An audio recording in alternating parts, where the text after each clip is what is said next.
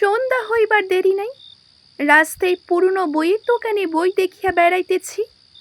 এমন সময় আমার এক বন্ধু কিশোরী সেন আসিয়া বলিল, এই যে এখানে কি করো হে? চলো চলো, জ্যোতিষীকে হাত দেখিয়ে আসি গিয়ে। তারানাথ জ্যোতিষীর নাম শোনোনি বুঝি? মস্ত বড় গুণী। হাত দেখানোর ঝোঁক চিরকাল আছে, সত্যকার ভালো জ্যোতিষী কখনো দেখি নাই। তাই জিজ্ঞাসা করলাম, বড় জ্যোতিষী মানে কি? যা বলে তা সত্য হয়? আমার অতীত ও বর্তমান বলতে পারবে? ভবিষ্যতের কথা বললে তো বিশ্বাসী হয় না। বন্ধু বলিল, আরে চলোই না, পকেটে টাকা আছে তো নাকি? 2 টাকা নেবে? তোমার হাত দেখিও, দেখোই না কি বলে, বলতে পারি কিনা। কাছে একটা গলির মধ্যে একতলা বাড়ির গায়ে টিনের সাইনবোর্ডে লেখা আছে, তারানাথ জ্যোতির্বিনোদ। এই স্থানে হাত দেখা ও কোষ্ঠী বিচার করা হয়। গ্রহ শান্তির কবচ তন্ত্রোক্ত মতে প্রস্তুত করি। আসুন ও দেখিয়া বিচার করুন। বড় বড় রাজা মহারাজার প্রশংসাপত্র আছে, দর্শনী নামমাত্র। বন্ধু বলিল, এই যে এই বাড়িখানা, সত্যই লোকটা ভারী বোগাস। এত রাজা মহারাজা যার ভক্ত, তার এই বাড়ি। বাহিরের দরজায় কড়া নাড়িতেই ভিতর হইতে একটি ছেলে বলিয়া উঠিল, কে? কিশোরী জিজ্ঞাসা করিল, জ্যোতিষী মশাই বাড়ি আছেন? ভিতর হইতে খানিকক্ষণ কোনো উত্তর শোনা গেল না। তারপর দরজা খুলিল। একটা ছোট ছেলে উকি মারিয়া আমাদের দিকে সস্নিগ্ধ চোখে খানিকক্ষণ চাহিয়া তারপর জিজ্ঞাসা করিল, কোথা থেকে আসছেন? আমাদের আসিবার উদ্দেশ্য শুনিয়াই সে আবার বাড়ি ভেতরে চলিয়া গেল। কিছুক্ষণ কাহারও কোনো সারা শব্দ পাওয়া গেল না। আমি অগত্যা তখন বললাম, তোমার ব্যাপার যা দেখছি, তাতে ওই তোমার জ্যোতিষী পাওনাদারের ভয়ে দিন রাত দরজা বন্ধ করে রাখে। ওই যে দেখো না, ছেলেটাকে পাঠিয়ে দিয়েছে আমরা পাওনাদার কিনা দেখতে, এবার ডেকে নিয়ে যাবে। আমার কথাই ঠিক হলো। একটু পরেই ছেলেটি দরজা খুলিয়া বলিল, আসুন, আপনারা আসুন ভেতরে। ছোট একটা ঘরে তক্তপোষের ওপর আমরা বসিলাম। একটু পরে ভিতরের দরজা ঠেলিয়া একজন বৃদ্ধ প্রবেশ করিল। কিশোরী তখন উঠিয়া দাঁড়াইয়া হাত জোর করিয়া প্রণাম করিয়া বলিল, পণ্ডিত মশাই, আসুন আসুন। বৃদ্ধের বয়স 60-62 বেশি হইবে না। রং টকটকে গৌরবর্ণ। এ বয়সেও গায়ের রঙে চৌলুস আছে বলতে হবে। মাথার চুল প্রায় সবই উঠিয়া গিয়াছে। মুখের ভাবে ধূর্ততা ও বুদ্ধিমত্তা মেশানো। চোখ দুটি বড় বড় উজ্জ্বল। জ্যোতিষীর মুখ দেখিয়া আমার লর্ড রেডিংয়ের চেহারা মনে পড়িল। উভয় মুখের মধ্যেই আশ্চর্য সৌর সাদৃশ্য আছে। আর চোখের কোণের কুঞ্চিত রেখাবলির মধ্যে ইহার একটু ভরসা হারানোর ভাব পরিস্ফুট। অর্থাৎ বলা চাই, যতটা ভরসা লইয়া জীবনে নামিয়াছিলেন, এখন তাহার যেন অনেকখানি হারাইয়া গিয়াছে, এই ধরনের একটা ভাব। আমি প্রথমে হাত দেখাইলাম। বৃদ্ধ নিবিষ্ট মনে আমার দিকে তাকিয়া কিছুক্ষণ পর বলিল, আপনার জন্মদিন 15 শ্রাবণ 1305 সাল, কি ঠিক তো? আপনার বিবাহ হয়েছে 1327 সাল, ওই 15 শ্রাবণ, ঠিক? কিন্তু জন্ম মাসে বিয়ে তো হয় না। আপনার হলো কেমন করে? এরকম তো দেখিনি। হ্যাঁ, কথাটা খুবই ঠিক। বিশেষ করিয়া আমার দিনটা মনে ছিল এই জন্যে যে আমার জন্মদিন ও বিবাহের দিন একই হওয়াতে বিবাহের সময় ইহা লইয়া একটা গোলমাল বাঁধিয়াছিল। তারানাথ জ্যোতিষী নিশ্চয়ই তাহা জানেন না। সে আমাকে কখনো দেখেন নাই, বা আমার বন্ধু কিশোরীও সেই ব্যাপারে কিছুই জানে না, কেননা তাহার সঙ্গে ঘনিষ্ঠ সাংসারিক কথাবার্তা আমার কিছুই হয় নাই। কিছুক্ষণ পরে বৃদ্ধ আবার বলিল, আপনার 2 ছেলে, 1 মেয়ে। আপনার স্ত্রীর শরীর বর্তমানে বড় খারাপ যাচ্ছে। ছেলেবেলায় আপনি একবার গাছ থেকে পড়ে গিয়ে কিংবা জলে ডুবে গিয়ে বড় ভাড়া কেটেছিল। তখন আপনার বয়স 13। একদমই ঠিক কথা। লোকটার কিছু ক্ষমতা আছে দেখিতেছি। হঠাৎই তারানাথ বলিল, বর্তমানে আপনার বড় মানসিক কষ্ট যাচ্ছে, কিছু অর্থ নষ্টও হয়েছে। সে টাকা আপনি আর ফিরে পাবেন না, বরং আরো কিছু ক্ষতি যোগ আছে। আমি আশ্চর্য হইয়া উহার মুখের দিকে চাহিলাম।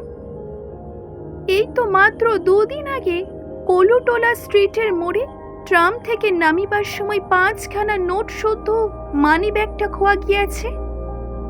লজ্জায় পড়িয়া কথাখানা কাহকেও বলি নাই। তারানাথ বোধ হয় থট রিডিং জানেন, কিন্তু আরো ক্ষতি হইবে ইহা তিনি কি করিয়া জানিলেন? এইটুকু বোধ হয় ধাপ্পা। যাই হোক, সাধারণ হাত দেখা গণকের মতো মন বুঝে শুধু মিষ্টি মিষ্টি কথাই বলে না। আমার এই সম্বন্ধে অনেক ধারণাই হইয়াছিল, কেননা সেই দিন তিনি আমার সম্বন্ধে অনেক কথাই বলিয়াছিলেন। লোকটার ওপর আমার শ্রদ্ধা হইল। মাঝে মাঝে তার ওখানে চাইতাম, হাত দেখাইতে চাইতাম না, প্রায় আড্ডা দিতে চাইতাম। লোকটার বড় অদ্ভুত ইতিহাস আছে। অল্প বয়স হইতে সাধু সন্ন্যাসীর সঙ্গে বেড়াইতে বেড়াইতে সে এক তান্ত্রিক গুরুর সাক্ষাৎ পায়। তান্ত্রিক খুব ক্ষমতাশালী ছিলেন। তার কাছে কিছুদিন তন্ত্র সাধন করিবার ফলে তারা না তো কিছু ক্ষমতা পাইয়াছিলেন। তাহা লইয়া কলিকাতায় আসিয়া কারবার খুলিল এবং গুরুদত্ত ক্ষমতা ভাঙাইয়া খাইতে শুরু করিল। শেয়ার মার্কেট, ঘর দুয়ার, ফাটকা ইত্যাদি ব্যাপারে সে তাহার ক্ষমতা দেখাইয়া শীঘ্রই এমন নাম করিয়া বসিল যে বড় বড় মারোয়ারির মোটর গাড়ির ভিড়ে শনিবার সকালে তার বাড়ির গলি আটকাইয়া থাকিত। পয়সা আসিতে শুরু করিল অজস্র, তবে যে পথে আসিল সেই পথেই বাহির হইয়া গেল, হাতে একটি পয়সাও রহিল না। তারানাথের জীবনে 3টি নেশা ছিল প্রবল: ঘরদৌড়, নারী ও সুরা। এই 3 দেবতাকে তুষ্ট রাখিতে কত বড় বড় ধনী দুলাল যথা সর্বস্ব আহুতি দিয়া পথের ফকির সাজিয়াছে। আর তারানাথ তো সামান্য গণকার ব্রাহ্মণ মাত্র। প্রথম কয়েক বছরে তারানাথ যাহা পয়সা করিয়াছিল, পরবর্তী কয়েক বছরের মধ্যে তাহা কর্পূরের ন্যায় উবিয়া গেল। এই দিকে ক্ষমতা অপব্যবহার করিতে করিতে ক্ষমতাটুকুও প্রায় গেল। ক্ষমতা যাইবার সঙ্গে সঙ্গে সত্যকার পয়সা নষ্টও হইল। তবু ধূর্ততা, ফন্দিবাজি, ব্যবসাদারি প্রভৃতি মহৎ গুণরাজির কোনোটিরই অভাব তারানাথের চরিত্রে না থাকাতে সে এখনো খানিকটা পয়সার বজায় রাখিতে সমর্থ হইয়াছেন। আমার মতো গণমুগ্ধ ভক্ত তারানাথ পয়সা নষ্ট হওয়ার পরে আর পাই নাই, এ কথা খুবই ঠিক। আমাকে পাইয়া তাহার নিজের উপরে একটা বিশ্বাস ফিরিয়া আসিয়াছিল, যাহার কারণে আমার উপর তারানাথের কেমন একটা বন্ধুত্ব জন্মিল। সে আমাকে প্রায় বলে, তোমাকে সব শিখিয়া দিব, তোমাকে শিষ্য করে রেখে যাব। লোকে দেখবে তারানাথের ক্ষমতা কিছু আছে কিনা। লোক পাইনি এতকাল যে তাকে কিছু দিই। তারানাথের কাছে আমি প্রায় চাইতাম। লোকটা এমন সব অদ্ভুত কথা বলে যা পথে ঘাটে বড় একটা শোনা চাই না। দৈনন্দিন খাটিয়া খাওয়া জীবনের সঙ্গে তার কোনো সম্পর্কও নাই। একদিন বর্ষার বিকেল বেলা তারানাথের ওখানে গিয়েছি। তারানাথ পুরাতন একখানা কাগজের পুঁথির পাতা উল্টাইতেছে। আমাকে দেখিয়া বলিল, চলো, বেলেঘাটাতে একজন বড় সাধু এসেছেন, দেখা করে আসি। খুব ভালো তান্ত্রিক শুনেছি। তারানাথের স্বভাবই ওই ভালো সাধু সন্ন্যাসীর সন্ধান করিয়া বেড়ানো। বিশেষ করিয়া সে সাধু যদি তান্ত্রিক হয়, তবে তারানাথ সর্বকর্ম ফেলিয়া তাহার পিছনে ছুটিয়া যাইবে। সাধুর ক্ষমতার মধ্যে দেখিলাম তিনি আমাকে যে কোনো একটা গন্ধের নাম করিতে বলিলেন। আমিও বেল ফুলের নাম করিলাম। তিনি তখন আমাকে পকেট থেকে রুমাল বার করতে বললেন। রুমাল বার করিয়া দেখি তাহাতে বেল ফুলের গন্ধ ভুরভুর করছে। আমি সাধুর নিকট হইতে 5-6 হাত দূরে আছি, আর আমার পকেটে কেউ হাতও দেয় নাই, কেননা ঘরে আমি আর তারানাথ, তাছাড়া কেহই নাই। কিন্তু যে আশ্চর্য না হইলাম এমন নয়। কিন্তু যদি ধরিয়াই লই সাধু বাবাজি তান্ত্রিক শক্তির সাহায্যে আমার রুমালে গন্ধে সৃষ্টি করিয়াছেন, তবু এত কষ্ট করিয়া তন্ত্র সাধনার ফল যদি 2 পয়সার আতর তৈরি করাই হয়, তবে সেই আতর তো বাজারেও কিনতে পাওয়া যায়। ফিরিবার সময় তারানাথ বলিল, না, লোকটা নিম্ন শ্রেণীর তন্ত্র সাধনা করেছে, তারই ফলে 2-1 সামান্য শক্তি পেয়েছে। তাই বা পাই কি করিয়া? বৈজ্ঞানিক উপায়ে কৃত্রিম আতর তৈরি করতে তো অনেক তোড়জোড় লাগে, আর এক মুহূর্তের মধ্যে একজন লোক রুমালে বেল ফুলের গন্ধ চালন করিল। তারানাথের বাড়িতে গিয়ে বসিলাম। তখন তারানাথ আমাকে বলিল, তুমি এই দেখছ, তাই আশ্চর্য হইতেছ, তবু তো সত্যকার তান্ত্রিক দেখনি। নিম্ন শ্রেণীর তন্ত্র এক ধরনের জাদু, যাকে তোমরা বলো ব্ল্যাক ম্যাজিক। এক সময়ে আমিও জিনিসের চর্চা যে না করেছি তা নয়। ও তো শুধু একটা আতরের গন্ধ বই, আর কিছু নয়। এমন সব ভয়ানক ভয়ানক তান্ত্রিক দেখেছি, শুনলে তো বিশ্বাসই করবে না। একজনকে তো জানতুম, বিষ খেয়ে হজম করত। এই তো কিছুদিন আগে কলকাতায় তোমরাও এক ধরনের লোক দেখেছ, সালফিউরিক অ্যাসিড, নাইট্রিক অ্যাসিড এসব খেয়েও সে বেঁচে গেল। এসব নিম্ন ধরনের তন্ত্রচর্চার শক্তি ব্ল্যাক ম্যাজিক ছাড়ার কিছুই নয়। এর চেয়েও অদ্ভুত ভয়ানক তান্ত্রিক আমি দেখেছি। কি হলো যেন, আমাদের ছেলেবেলায় বাঁকুড়াতে এক নামকরা সাধু ছিল দেশে। আমার খুড়িমা তার কাছে দীক্ষা নিয়েছিলেন। আমাদের ছেলেবেলায় আমাদের বাড়ি প্রায় আসতেন। তিনি আমাদের খুব ভালোবাসতেন। আমাদের বাড়ি এলেই আমাদের নিয়ে গল্প করতে বসতেন, আর আমাদের প্রায় বলতেন, 2 চোখের মাঝখানে ভুরুতে একটা জ্যোতিয়া আছে, ভালো করে চেয়ে দেখিস, দেখতে পাবি। খুব এক মনে চেয়ে দেখিস। মাস 2 হলো আমি একদিন জ্যোতি দর্শন করলাম।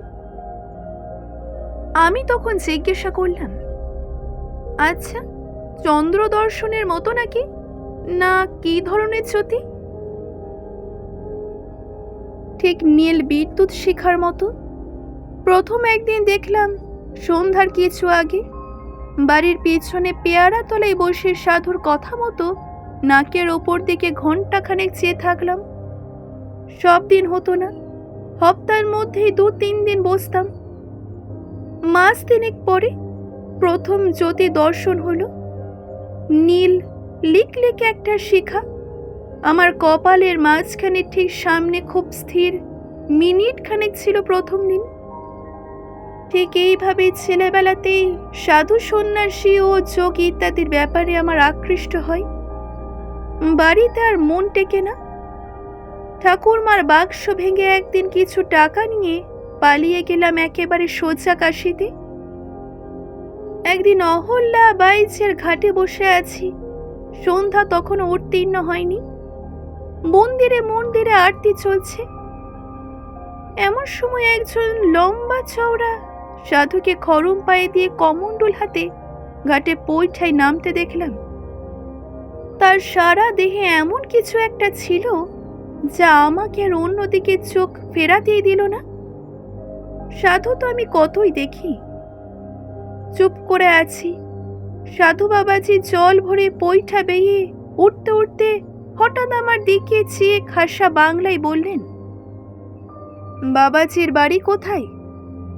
আমি তখন বললাম, বাঁকুড়া জেলায় মালিয়ারা রুদ্রপুর। সাধু তখন থমকে দাঁড়িয়ে পড়ে বললেন, মালিয়ারা রুদ্রপুর। তারপর কি যেন একটা ভাবলেন, খুব অল্পক্ষণ একটু যেন অন্যমনস্ক হয়ে গেলেন। তারপর বললেন, রুদ্রপুরের রামরূপ সান্যালের নাম শুনেছ? তাদের বংশে এখন কে আছে জানো? আমাদের গ্রামের সান্যালেরা এক সময়ে খুব অবস্থাপন্ন ছিল। খুব বড় বাড়ি ঘর, দরজায় হাতি বাঁধা থাকতো শুনেছি। কিন্তু এখন তাদের অবস্থা খুবই খারাপ। কিন্তু রামরূপ সান্যালের নাম তো কখনো শুনিনি। সন্ন্যাসীকে সেই কথা বলতেই তিনি হেসে বলেছিলেন, তোমার বয়স আর কতটুকু? তুমি কি করেই বা জানবে?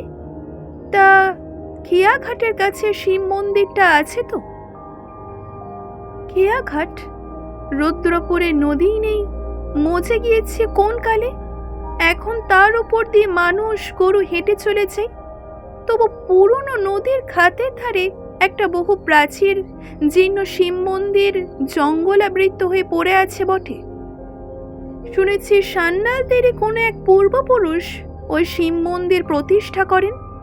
কিন্তু এই সকল কথাই ইনি কি করে জানলেন? বিস্ময়ের সুরে আমি ওনাকে জিজ্ঞাসা করেছিলাম, আপনি আমাদের গাঁয়ের কথা জানলেন কি করে? সন্ন্যাসী মৃদু হাসলেন। সত্যি বলছি, সে হাসির স্মৃতি আমি এখনো ভুলতে পারিনি। খুব উঁচু না হলে অমন হাসি মানুষ হাসতে পারে না। তারপর খুব শান্ত কৌতুকের সুরে বললেন, বাড়ি থেকে বেরিয়েছিস কেন? ধর্মকর্ম করবি বলে?